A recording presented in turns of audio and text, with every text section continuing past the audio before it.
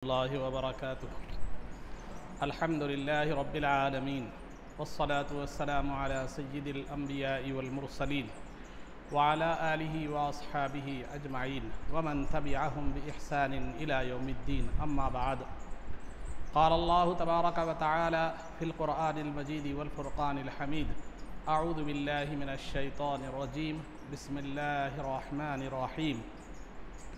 मुहम्मदुर रसूलुल्लाह वल्लज़ीना मअहु अशिद्दाउ अलल कुफ़्फ़ारि रुहमाउ बैनहुम तराहुम रुक्अन सुज्जदन यब्तगून फ़ज़लन मिनल्लाहि व रिज़वाना। सदक़ल्लाहुल अज़ीम। क़ाल अल्लाहु तबारक व तआला फ़ी शानि हबीबिही सल्लल्लाहु अलैहि वसल्लम इन्नल्लाह व मलाइकतहु युसल्लूना अलन नबिय्य या अय्युहल्लज़ीना आमनू सल्लू अलैहि वसल्लिमू तस्लीमा। अल्लाहुम्मा सल्लि वसल्लिम वज़िद व बारिक अला हबीबिका सय्यिदिना व नबिय्यिना व मौलाना मुहम्मदिन व अला आलिहि व अस्हाबिहि अजमईन। अज़ीज़ान मोहतरम, इससे क़ब्ल आप हज़रात के सामने खिलाफत राशिदा के हवाले से सय्यदुना अली मुर्तज़ा रज़ी अल्लाह ताला अन्हु के दौर खिलाफत का तज़किरा किया जा रहा था और सय्यदुना अली मुर्तज़ा रज़ी अल्लाह ताला अन्हु के खलीफ़ा बनने के बाद सबसे पहला जो मसला था अमीर मुआविया रज़ी अल्लाह ताला अन्हु की बैत का था। अमीर मुआविया रज़ी अल्लाह ताला अन्हु की बैत का मसला चल ही रहा था कि उधर जंग जमल का वाक़या पेश आया और जंग जमल के वाक़ये के बाद सय्यदुना अली मुर्तज़ा रज़ी अल्लाह ताला अन्हु ने इस्लामी जो है ना इस्लाम का हेडक्वार्टर मदीने से आपने कूफ़ा की तरफ मुंतकिल फरमा दिया। फिर उसके बाद आप जो है अमीर मुआविया रज़ी अल्लाह ताला अन्हु के मसले को हल करने के लिए आपने सिफारती कोशिशें शुरू की, जिनका तफसीली ज़िक्र पीछे आ चुका है।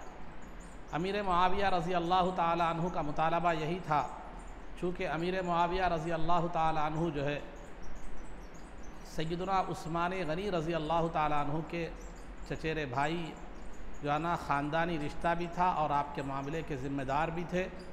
तो लिहाजा इस हैसियत से अमीर मुआविया रज़ी अल्लाह ताला अन्हु का मुतालबा ये था, कुरान करीम की आयत मुबारका है वमन क़ुतिला मज़लूमन फ़क़द जअलना ली वलिय्यिही सुल्ताना, कि जो जुल्म की तो मज़लूम हालत में बतौर जुल्म के जो शहीद कर दिए जाए, कत्ल कर दिए जाए, तो उनके रिश्तेदार के लिए जो है ना हक़ का मुतालबा और क़िसास का मुतालबा, बदले का मुतालबा करने का हक़ हासिल है।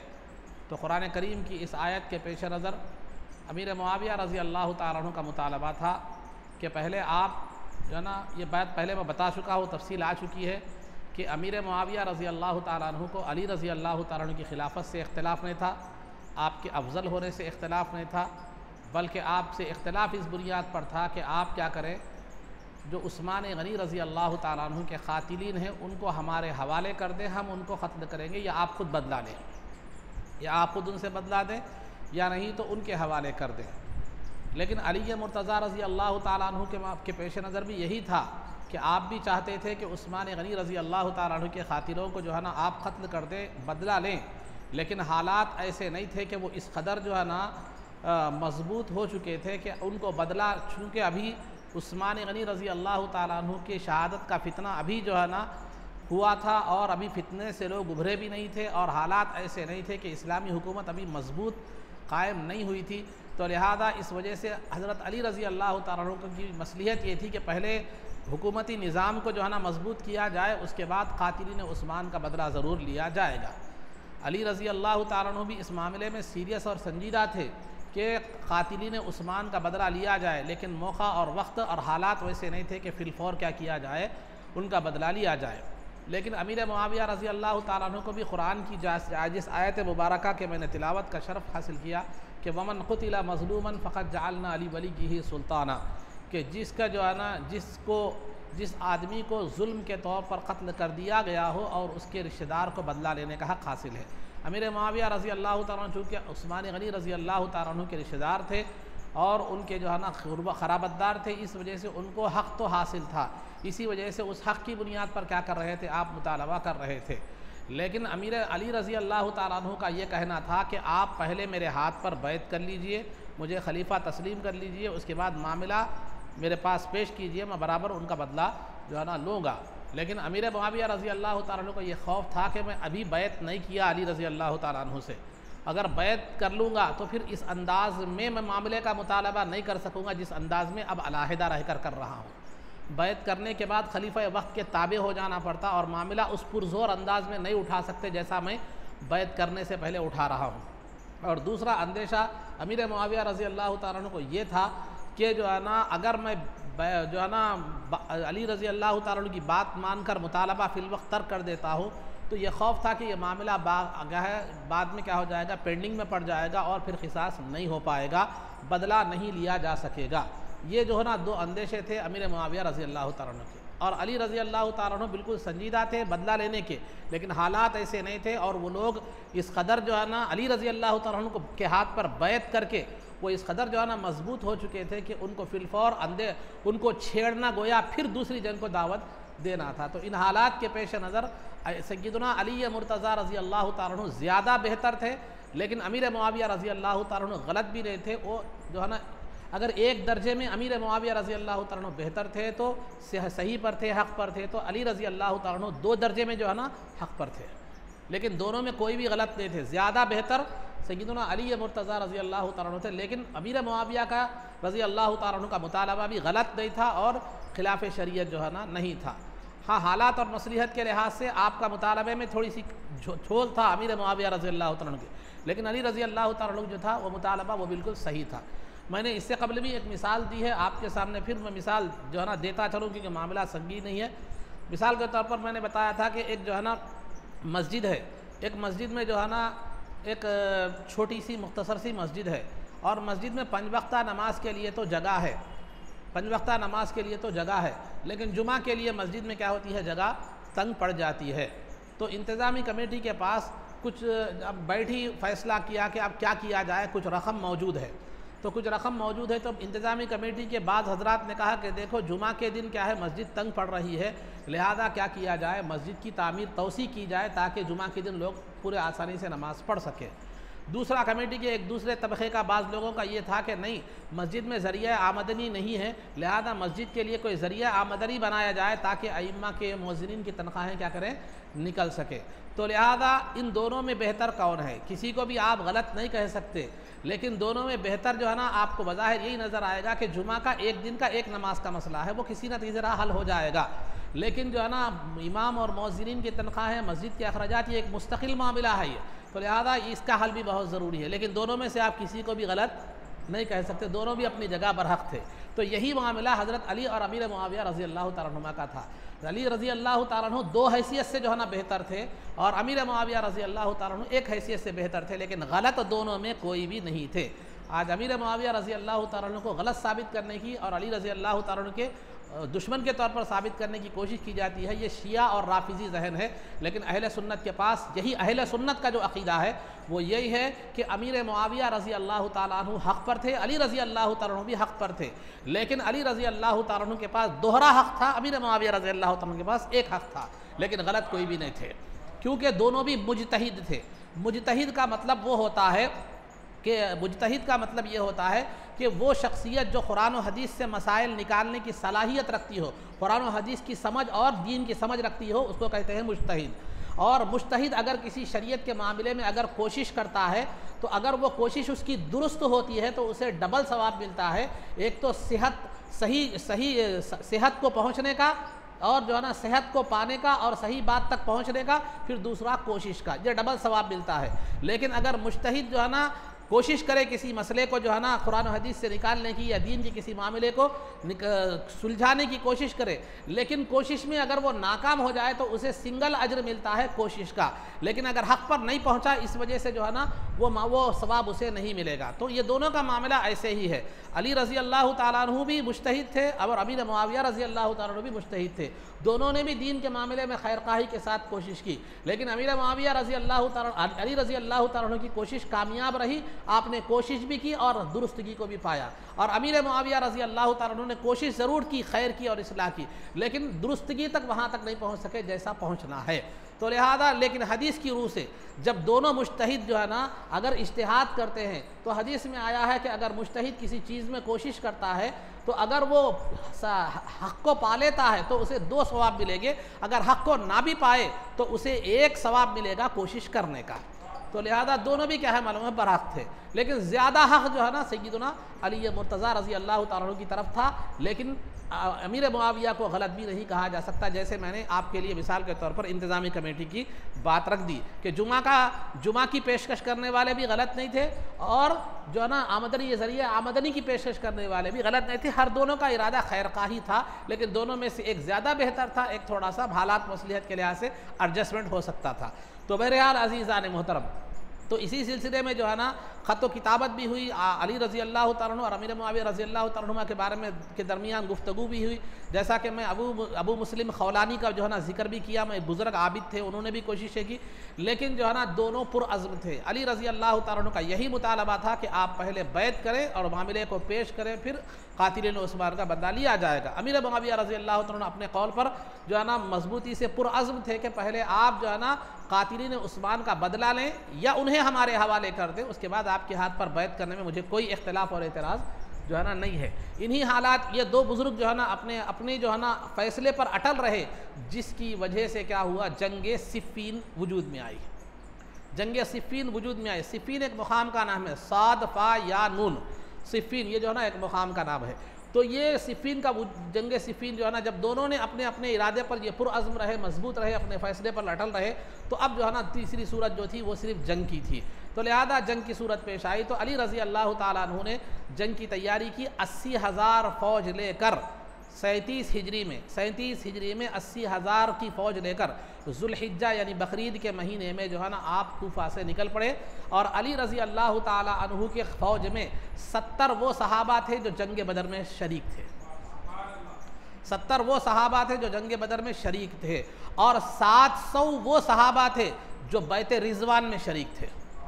बैत रिज़वान जो है ना एक वो मैंने सीरत में आपको इससे पहले बताया हूँ कि सुलह हुदैबिया के वक्त ये बैत हुई थी कि मुसलमानों से सरकार ने अहद लिया था कि जंग का वक्त अगर आ जाए, मुसलमान बेसरो सामान और बग़ैर हथियार के थे, लेकिन सरकार ने यह अहद लिया था कि अगर जंग का मौका आ जाए तो तुम दीन इस्लाम के लिए अपनी जान कुर्बान कर दोगे।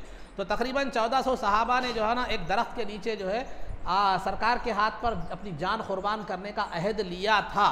तो लिहाजा वो उस जमात को उस बैत को बैत रिज़वान कहते हैं। और वो बैत करने वालों के ताल्लुक़ से अल्लाह ने ये ऐलान फरमाया था, लक़द रज़ी अल्लाहु अनिल मुअमिनीना इज़ युबायिऊनका तहत अश-शजरा, कि अल्लाह रब्बुल इज़्ज़त उस जमात से राज़ी है जिन्होंने जो है ना दरख्त के नीचे आपके हाथ पर अपनी जान कुर्बान करने की बैत की थी। तो इस बैत को बैत रिज़वान कहते हैं। उसमें जो सहाबा थे उनमें से 700 सहाबा अली रज़ी अल्लाह तआला अन्हु के साथ थे और 400 मुहाजिरीन और अंसार जो आम सहाबा थे वो भी थे। तो इस तरह तकरीबन 1170 सहाबा जो है ना अली रज़ी अल्लाह तआला अन्हु की फ़ौज में थी। पूरी तादाद 80,000 की थी। अली रज़ी अल्लाह तआला अन्हु इधर जो है ना कूफे से निकल पड़े मुकाम सिफ़ीन के पास, और मुकाम सिफ़ीन पर पहुँचने तक अमीर मुआविया रज़ी अल्लाह तआला अन्हु वहाँ पहुँच चुके थे और फ़ौज और मुकामात पर, अहम मुकामात पर आपने कब्ज़ा जो है ना कर लिया था और पानी पर भी कब्ज़ा कर लिया था। तो लिहाजा उसके बाद ये हुआ कि बाज़ खैरखाह लोगों की वजह से, बाज़ जो है ना हमदर्द उम्मत के खैरखाहों की वजह से सुलह की बात वहाँ भी चलती रही, जिसकी वजह से तकरीबन 3 महीने तक जंग रुकी रही। 3 महीने तक जो है ना जंग रुकी रही। उसके बाद जो है ना जुमादल ऊला 37 हिजरी जुमादल ऊला में जंग जो है ना शुरू हुई। और उसके बाद जो है ना फिर रजब के पेश नज़र जो कि हुर्मत वाला महीना था जिसमें जंग करना इस्लाम में जायज़ नहीं है, तो लिहाजा फिर रुकी रही, फिर जंग चलती रही। तकरीबन 1 माह से कुछ ज़ायद अरसा ये जंग जो है ना चलती रही। पहले तो छोटी मोटी झड़पें होती रही, बाद में खून रेज जंग हुई जिसमें जो है ना 70,000 मुसलमान दोनों जानिब के शहीद हो गए। तकरीबन 70,000 मुसलमान। बाक़ियात बहुत तफसीली है लेकिन मैं आपको इख्तिसार के साथ बता रहा हूँ। अब यहाँ जो है ना एक जो है ना टर्निंग पॉइंट यहाँ जंग में ये आया कि अमीर मुआविया रज़ी अल्लाह ताला अन्हु और अली रज़ी अल्लाह ताला अन्हु की जो 2 फ़ौजें थी बराबर लड़ रही थी, बराबर इनका फ़ौज का जो है ना पल्ला भारी था। लेकिन एक मुकाम पर एक मरतबा ऐसा वक्त आया कि रात और दिन दोनों में भी जंग जो है ना जारी रही।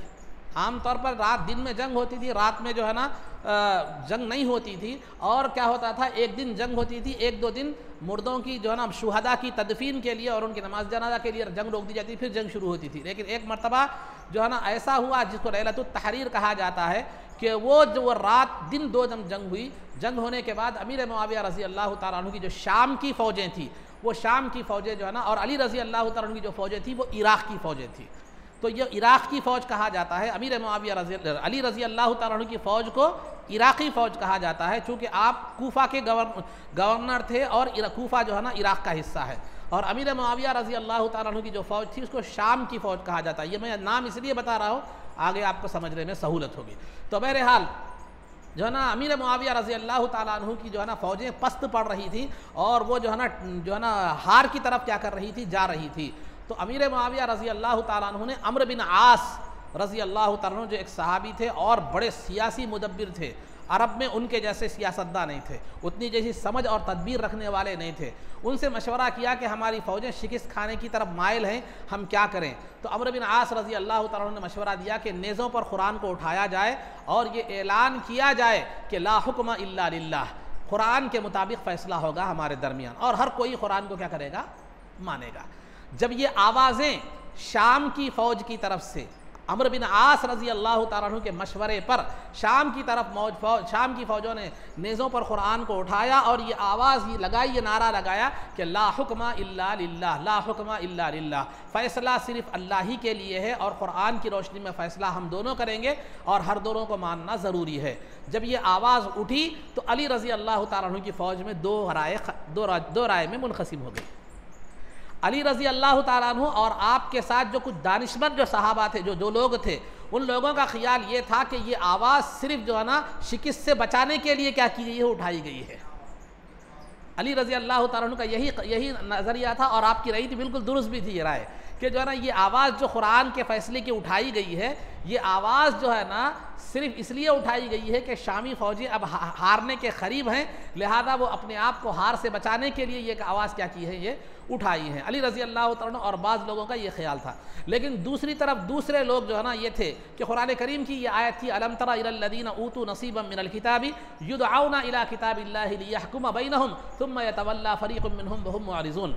कुरान करीम की इस आयत में जो लोग कुरान से के हुक्म से, कुरान के अहकामात से रूगर्दानी करते हैं, उनकी मजम्मत इस आयत में बतलाई गई है। क्या है वो आयत, अलम तरा इलल लज़ीना ऊतू नसीबम मिनल किताब, जो है ना क्या आपने नहीं देखा उन लोगों को जिन्हें किताब का हिस्सा, किताब का इल्म दिया गया है, युदऔना इला किताबिल्लाह, वो किताबुल्लाह की तरफ, अल्लाह की किताब की तरफ बुलाए जाते हैं, लियहकुम बैनहुम, ताकि उनके दरमियान फैसला करें। तो सुम्मा यतवल्ला फरीक़ुम मिनहुम, तो फिर एक जमात उनमें से क्या करती है, मुँह मोड़ लेती है और एराज़ कर लेती है। तो इस आयत का मतलब ये था कि कुरान की तरफ फ़ैसले को, कुरान को हाकिम बनाकर फ़ैसला करने के लिए कुरान की बुनियाद पर बुलाया जाए तो फिर क्या करना चाहिए, उस तरफ जाना चाहिए और उससे एराज़ नहीं करना चाहिए, मुँह नहीं मोड़ना चाहिए। तो इस आयत के पेश नज़र अली रज़ी अल्लाह तआला अन्हु और बाज़ लोगों का ख्याल तो ये था कि ये कुरान जो उठाया गया है शिकस्त से बचाने के लिए है। लेकिन बहुत से लोग क्या है मालूम है, कुरान की इस आयत के पेश नज़र ये जो है ना ये कहने लगे, हथियार उन्होंने डाल दिए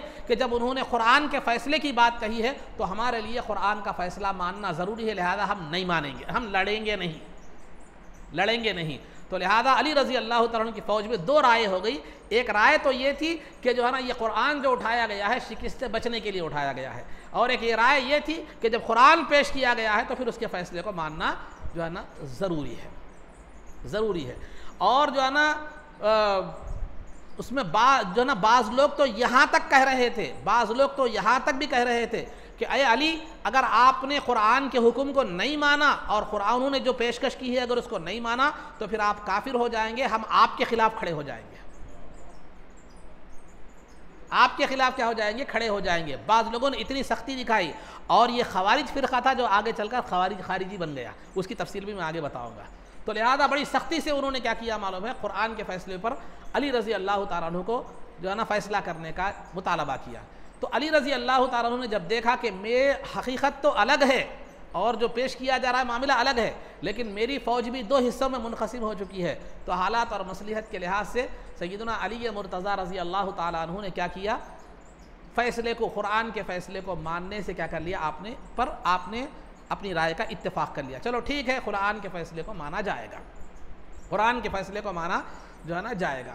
उसके बाद तय ये हुआ कि दोनों फ़रीक़ें हैं, दोनों जो फ़ौजें हैं, दोनों जमातों में से एक एक आदमी को फ़ैसले के लिए क्या किया जाएगा, मुंतखब किया जाएगा और बाकी जो लोग इस जंग में शरीक नहीं है वो फैसले करने वालों के वो साथ होंगे उस मजलिस में, जो इस जंग में शरीक नहीं है दोनों की तरफ। और फ़ैसला कुरान और हदीस की रोशनी में होगा और उम्मत की खैरखाही में होगा, किसी की जानिबदारी में फ़ैसला नहीं होगा। और जो है ना जहाँ भी कुरान और हदीस के ख़िलाफ़ फ़ैसला होगा और जानिबदारी में किसी की जानिबदारी में फ़ैसला होगा तो वहाँ हर एक को जो है ना इख्तियार और आज़ादी है दोनों फ़ौजों में से जिसको चाहे वो जिसका चाहे साथ दे दे। अगर कुरान और हदीस के मुताबिक फ़ैसला होता है कुरान के मुताबिक तो फिर जो है ना वो फ़ैसला सबको मानना ज़रूरी होगा।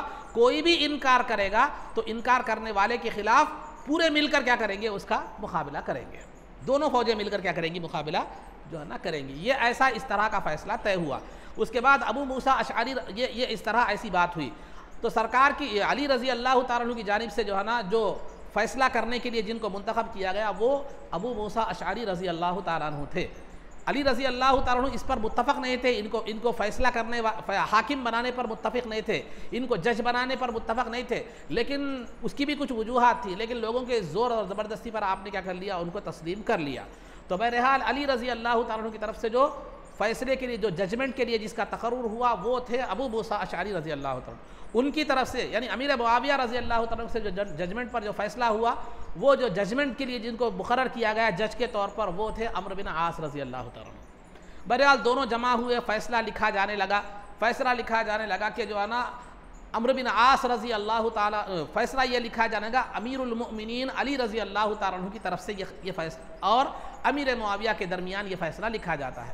जो ही अली रज़ी अल्लाह तआला अन्हु को अमीरुल मोमिनीन लिखा गया तो शाम की फ़ौजियों ने बल्कि बाज़ रिवायतों में अमीर मुआविया ने इख्तिलाफ़ किया कि हमने आपको अमीरुल मोमिनीन नहीं माना, आपके हाथ पर बैत नहीं की, लिहाजा आप हमारे लिए अमीरुल मोमिनीन नहीं है, लिहाजा अमीरुल मोमिनीन मत लिखिए, अपना नाम जो है ना लिखिए, अली बिन अबी तालिब लिखिए। तो लिहाजा अली रज़ी अल्लाह तआला अन्हु ने सरकार की सीरत के एक वाक़ये को पेश नज़र रख कर कि वाक़या ये था कि जब सुलह हुदैबिया का सुलहनामा लिखा जा रहा था तो सरकार ने लिखा था मुहम्मदुर रसूलुल्लाह लिखा था। तो कुफ़ार मक्का ने कहा था कि आप अगर हम आपको मानते तो झगड़ा ही नहीं था, मुहम्मदुर रसूलुल्लाह मत लिखिए, मोहम्मद बिन अब्दुल्ला लिखिए। तो सरकार ने खुद अली रज़ी अल्लाह तआला अन्हु को हुक्म दिया था कि रसूलुल्लाह मेट कर अब्दुल्ला लिख दे।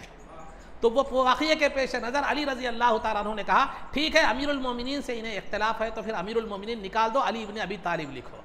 जब यह फ़ैसला हो रहा था तो जो लोग ये कह रहे थे शुरू में अली रज़ी अल्लाह तआला अन्हु के देखो कुरान का फ़ैसला है, आपको मानना पड़ेगा वरना आप काफिर हो जाएंगे, हम आपके ख़िलाफ़ होंगे, तो वो लोग जो है ना कहने लगे ये फ़ैसला तो कुरान के मुताबिक नहीं है बल्कि दोनों लोग मिलकर ये फ़ैसला कर रहे हैं, यहाँ अफराद फ़ैसला कर रहे हैं, कुरान का फ़ैसला ये नहीं है, हम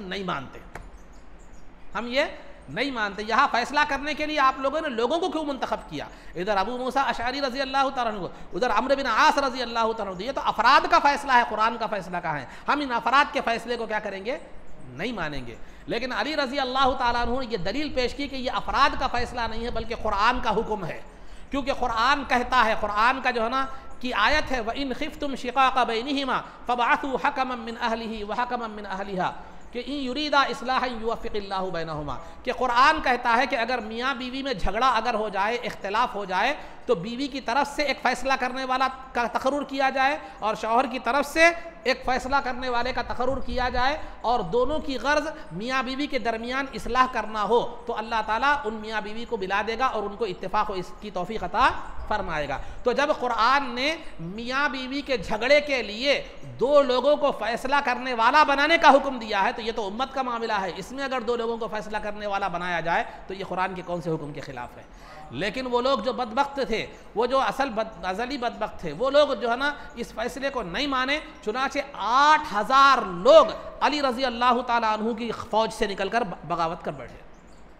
हम ये आदमियों के फ़ैसले को नहीं मानते, हमने उन लोगों ने ऐलान किया था कि कुरान का फ़ैसला होगा, तो लिहाजा ये कुरान का फ़ैसला नहीं है, ये अफराद का फ़ैसला है, हम इसको नहीं मानेंगे। 8000 लोग निकल गए, अली रज़ी अल्लाह तआला अन्हु की जो है ना फ़ौज से निकल गए और ये फ़ैसला गड़बड़ की वजह से फ़ैसला पूरा तय ना हो पाया, 1 साल के लिए इसको क्या कर दिया गया, मुअक्खर कर दिया गया। बाज़ रिवायतों में ये भी कहा गया है कि फ़ैसला हो गया।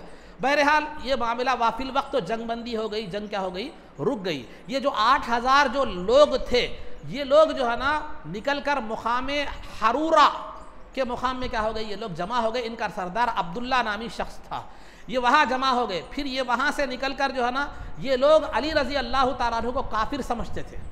ये 8000 जो लोग निकल गए अली रज़ी अल्लाह ताला अन्हु को काफिर समझते थे। क्यों? इसलिए काफिर समझते थे कि जो है ना, इन्होंने अली रज़ी अल्लाह ताला अन्हु ने कुरान का हुक्म नहीं माना बल्कि अफराद का हुक्म माना। उसके बाद ये खामोश नहीं रहे, मुकाम हरूरा में जमा हो गए। फिर वहाँ से लोगों को हम ख्याल बनाते रहे, अपना एक जत्था, अपनी एक जमात बनाई, बनाकर नहरवान के मुकाम में ये गए। और मुसलमान जो भी जाते रास्ते में, जो भी मुसलमान मिलते, ये मिलते तो उनको पूछते कि जो है ना तुम्हारा अकीदा क्या है, तो ये रखकर पूछते। अगर कोई उनके अकीदे के मुताबिक बात कहता तो उसको छोड़ देते, वरना जान से मार देते थे।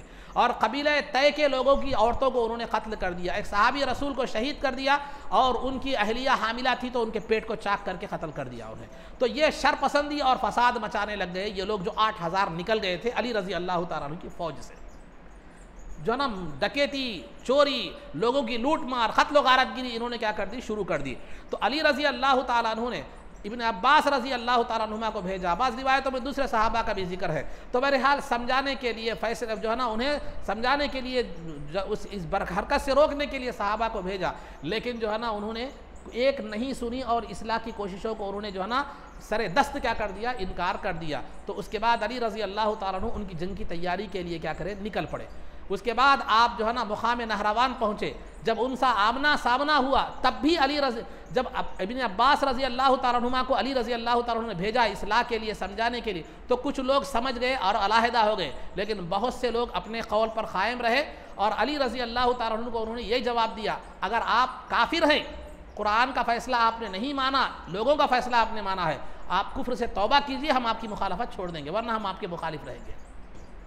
तो बहरहाल अली रज़ी अल्लाह ताला अन्हु उनसे लड़ने के लिए मुकाम नहरवान पर चले गए। वहाँ अली रज़ी अल्लाह ताला अन्हु की जंग उनसे हुई और तकरीबन उन्हें जो है ना, तकरीबन लोग क्या हो गए उनके ख़त्म। अली रज़ी अल्लाह ताला अन्हु ने उनको ख़त्म कर दिया। सिर्फ 10 लोग उनके बच गए और अली रज़ी अल्लाह ताला अन्हु की फ़ौज के सिर्फ 10 लोग शहीद हो गए। तो ये था फितना खवारिज, जो एक गुमराह फ़िरका है जिसकी तफसील मैंने अकायद के हवाले से बयान की है, जिनको सरकार दो आलम सल्लल्लाहु अलैहि वसल्लम ने जिनके ताल्लुक़ से फरमाया था किलाबु जहन्नम, कि ये जहन्नम के कुत्ते हैं। और ये भी फरमाया था कि ये दीन से ऐसे निकल जाएंगे जैसे तीर शिकार से निकल जाता है, तीर पर शिकार का कोई असर नहीं होता। तो ये गुमराह फ़िरक़े की जो पेशन गोई सरकार ने दी थी वो अली रज़ी अल्लाह ताला अन्हु की फ़ौज से निकल गया था। 8000 की तादाद में थे। बाद में अली रज़ी अल्लाह ताला अन्हु ने उनसे जंग की और वो जंग में कत्ल किए गए। 10 लोग बचे थे, उनमें से एक अब्दुर्रहमान इब्न मुलजिम था जो अली रज़ी अल्लाह ताला अन्हु की शहादत को उसने शहीद किया, वो 10 लोगों में से। तो बहरहाल इस तरह जो है ना जंग सिफ़ीन का एक मुआहदे पर, अभी नामुकम्मल मुआहदे पर जंग सिफ़ीन तो ख़त्म हो गई, जंग तो रुक गई। और ये जंग को रोकने में जो है ना अहम चीज़ जो वो थी, एक फ़िक्र दामनगीर थी।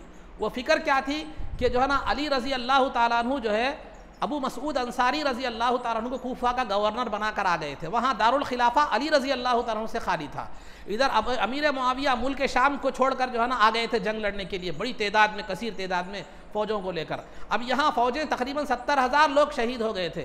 दोनों को भी ये अंदेशा होने लगा कि अगर हम इस जंग में मसरूफ़ रहे तो इराक़ के जो गैर मुस्लिम हैं वो क्या करेंगे, इराक़ पर कब्ज़ा कर लेंगे। और अमीर मुआविया को ये खदशा होने लगा कि रूम के ईसाई क्या करेंगे, शाम पर कब्ज़ा कर लेंगे हमारी जंगी हालत को देखकर और हमारे यहाँ जंग में मसरूफ़ होने को देखकर। तो ये असल फ़िक्र काफ़रमा थी जो क्या करी मालूम है, एक सुलह का भी सबब बनी।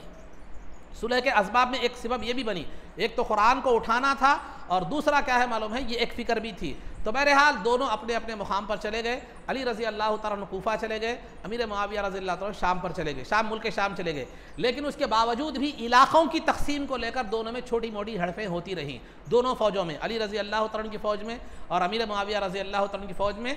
ये इलाक़ों को लेकर के कौन सा इलाक़ा किसकी सल्तनत के तहत आएगा, इस बारे में छोटी छोटी झड़पें होती रही। लेकिन आखिरकार दोनों हज़रात ने, अली और जो है ना मुआविया रज़ी अल्लाह ताला अन्हुमा ने 40 हिजरी में ये हालात, ये मुसलसल जो जंग का सिलसिला जारी है उसको रोकने के लिए एक मुआहदा किया और दोनों के दरमियान इलाक़ों की तकसीम अमल में आई। अली रज़ी अल्लाह ताला अन्हु के जो सल्तनत का जो इलाक़ा था वो था हिजाज़, यानी मक्का, मदीना, इराक़ और मशरिक़ी ईस्ट साइड के जो इलाक़े थे वो अली रज़ी अल्लाह ताला अन्हु के ज़ेर तसल्लुत और उनके ज़ेर इक़्तिदार करार दिए गए। और फिर इधर जो है ना शाम, मिस्र और मगरिब के जो इलाके, वेस्ट जो है ना जून जो इलाका था, वो हज़रत अमीर मुआविया रज़ी अल्लाह तआला अन्हु के इलाके के जो है ना हिस्से में आ गया। तो इस तरह 40 हिजरी में ये इलाक़ों की तकसीम भी अमल में आई, और इस तरह वो जो इलाक़ों की तकसीम के लिए जो शोरिश थी, जो छोटी छोटी जंगी थी, वो जंगों का भी ख़ातिमा हो गया। ये बात जहन में रखें, इंशाअल्लाह ये तारीख़ आगे आपको काम आएगी। तो बहरहाल अब 2 हाकिम क़रार हो गए, मुल्क शाम, मिस्र और मगरिबी इलाक़ों के हाकिम अमीर मुआविया रज़ी अल्लाह तआला अन्हु हो गए, और इराक़, हिजाज़ यानी मक्का और मदीना और मशरिक़ के इलाक़ों के हाकिम सय्यदुना अली मुर्तज़ा रज़ी अल्लाह तआला अन्हु क़रार पाए। इस तरह 2 हिस्सों में जो है ना हुकूमत तकसीम हो गई।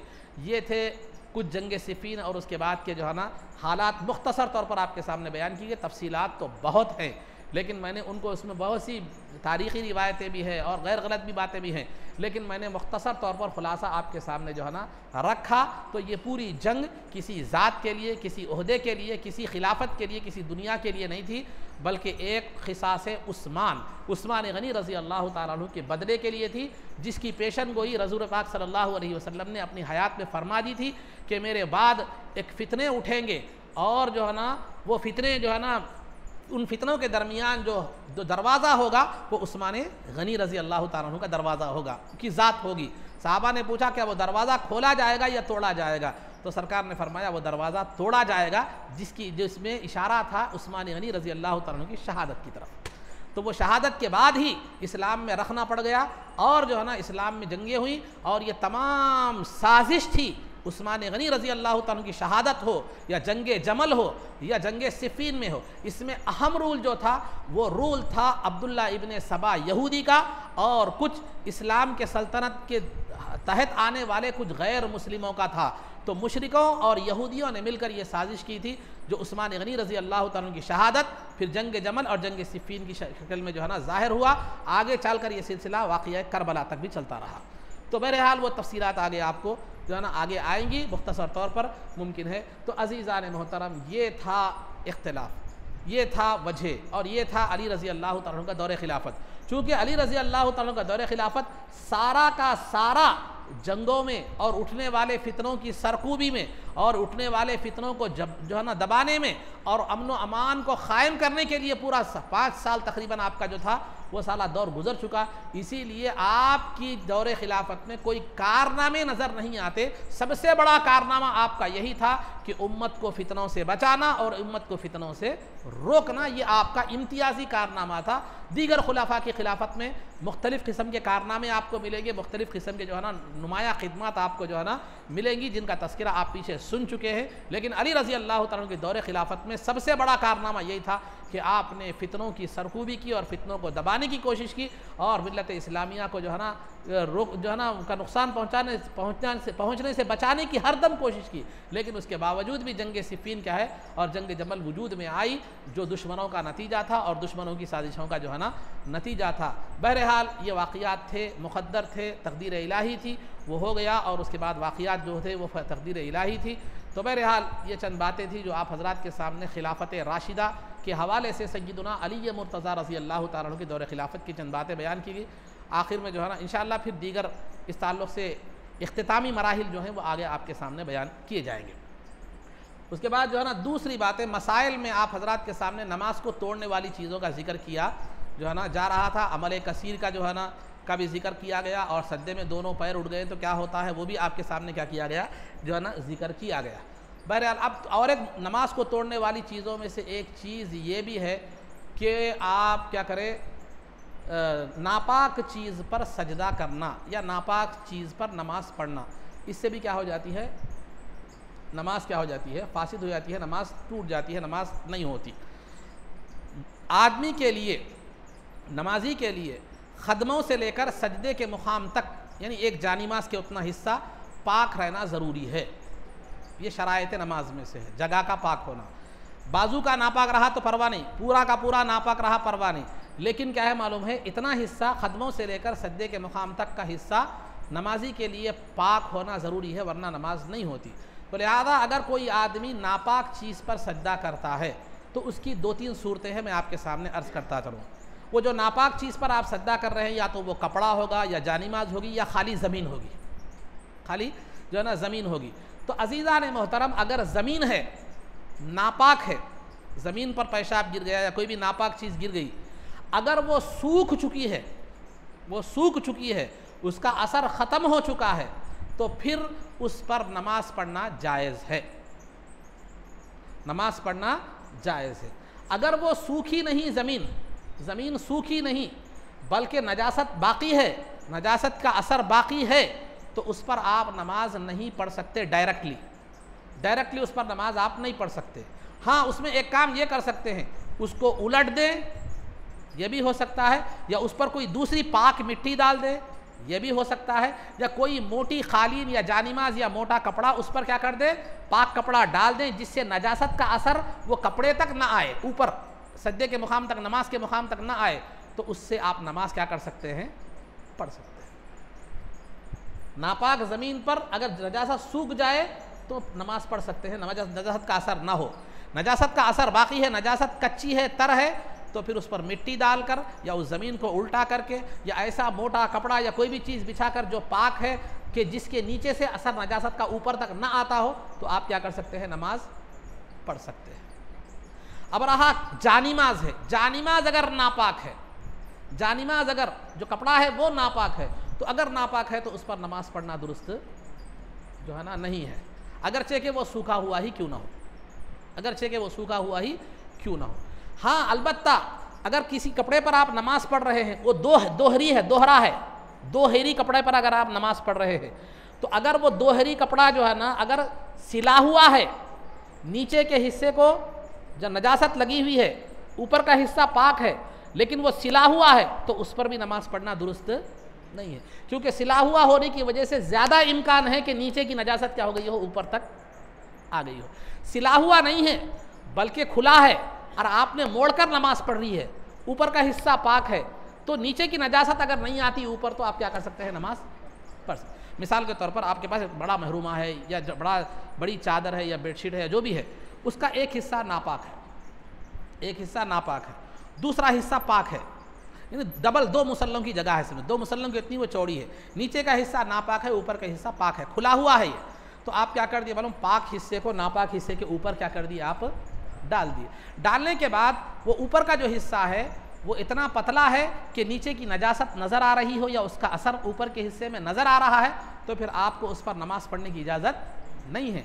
लेकिन ऊपर के पाक हिस्सा इतना मोटा है कि नीचे की नजासत का असर ऊपर नहीं आ रहा है, तो फिर आप उस पाक हिस्से पर क्या कर सकते हैं, सज्दा कर सकते हैं, नमाज पढ़ सकते हैं। ये है नापाक चीज़ पर सज्दा करने के ताल्लुक़ से कुछ ज़रूरी जो है ना मसाइल। तो ये तो खुलासा गुफ्तगू ये है कि नापाक चीज़ पर सजदा या नमाज पढ़ सकते हैं बशर्ते कि उस पर कोई पाक चीज़ डाली जाए, नीचे से उसका असर ऊपर ना आए। ज़मीन हो तो सूख जाने पर भी क्या कर सकते हैं, आप पढ़ सकते हैं।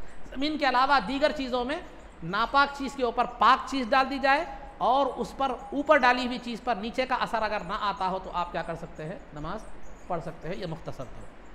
इसी तरह अगर आप हालत नमाज में हैं, अगर हालत नमाज में हैं, अगर बग़ैर किसी शरई उज़्र के, बग़ैर किसी वजह के, बग़ैर किसी शरई उज़्र के आपने क़िबले से अपना रुख फेर दिया, तो 45 डिग्री तक अगर आप रुख फेर देते हैं तो आपकी नमाज फासिद हो जाती है, टूट जाती है। 45 डिग्री का मतलब क्या है, ये 90 डिग्री है, ये 90 डिग्री है, ये 90 डिग्री है, ये 90 डिग्री है, बिल्कुल ये ऐसा, ये 90 डिग्री, ये 90 डिग्री, ये बिल्कुल 90 डिग्री, ये 90 डिग्री। इन दोनों के, ये 2 डिग्रियों के दरमियान जो हिस्सा होता है वो 45 कहलाता है। ये 90 है, ये 90 है, तो इन दोनों के दरमियान यहाँ तक जो है ये 45, आधा। तो अगर आपने हालत नमाज में बग़ैर किसी उज़्र के, बग़ैर किसी मजबूरी के आपने क़िबले से 45 डिग्री तक अगर आपने रुख को फेर दिया, तो आपकी नमाज क्या हो जाएगी, फासिद हो जाएगी। नहीं, किसी मजबूरी से आपने फेरा है, जैसे वज़ू टूट गया, अब जाहिर सी बात है आपको नमाज वज़ू करने के लिए आपको क्या करना पड़ता, वज़ू खाने तक जाना पड़ता, तो उसकी वजह से आपने क्या कर दिया है, किसी शरई उज़्र की बुनियाद पर नमाज की इस्लाह के लिए, हाँ, तो यह जो है ना, तो ये अगर ऐसा किया है किसी शरई बुनियाद पर, तो फिर आपकी नमाज नहीं टूटेगी। बग़ैर किसी शरई उज़्र के आपने 45 डिग्री तक अपने क़िबले से रुख फेर दिया है, तो नमाज क्या हो जाएगी, फासिद हो जाएगी। नहीं, 45 डिग्री से कम दर्जे में आपने अगर मुँह फेरा है, तो क्या होगी, आपकी नमाज़ फासिद नहीं होगी। बस औक़ात आदमी एक धुन में होता है, एक कैफियत में होता है, एक नमाज में एक बस औक़ात आम तौर पर बाज़ वक़्त ये मसला हुफ़ाज़ इकराम के साथ भी पेश आता है कि वो तरावी में 3 पारे कुरान वो पढ़ते वो बाज़ वक़्त क्या होते हैं, ये थोड़ा सा क्या हो जाते हैं, वो पढ़ने की धुन में वो लोगों को ख्याल नहीं रहता, थोड़ा सा क्या हो जाता है, ये हो जाता है। तो थोड़ा सा अगर हो जाए तो कोई हरज की बात नहीं है। 45 डिग्री तक आपको गुंजाइश है, उससे पहले तक अगर वो हो जाए तो फिर 45 डिग्री हो जाए तो फासिद होगी, उससे कम हो थोड़ा बहुत अगर क़िबले से हट जाए तो कोई फ़र्क पड़ने वाला नहीं है। इसी तरह बसा औक़ात क्या होता है, आप कहीं दूर मुकाम पर चले गए, जंगल में नमाज़ पढ़ रहे हैं, नमाज़ पढ़ने के बाद आपने देखा कुतुबनुमा वगैरह देख कर क्या किया, आपने क़िबले का तयन किया कंपास बॉक्स से, आपने जो है ना एक रखा, लेकिन थोड़ा सा क्या हो गया, वो थोड़ा सा किरास निकला या थोड़ा सा इधर हो गया, थोड़ा सा उधर हो गया, तो थोड़ा सा होने में कोई हरज की बात नहीं है, आपकी नमाज़ हो जाएगी। 45 डिग्री से अगर आप क्रॉस कर गए तो फिर आपकी नमाज़ 45 डिग्री तक या उससे आगे क्रॉस कर गए हैं तो आपकी नमाज़ क्या हो जाएगी, फासिद हो जाएगी, उससे पहले तक नमाज फासिद नहीं होगी। तो क़िबले से रुख फेरना भी 45 डिग्री या उससे ज़्यादा ये नमाज को क्या कर देता है, फासिद कर देता है। और इसी तरह जो है ना शरायत नमाज या अरकान नमाज में से कोई चीज़ अगर आपकी छूट जाए तो भी नमाज क्या होती है, फासिद हो जाती है, बिला उज़्र छूट जाए।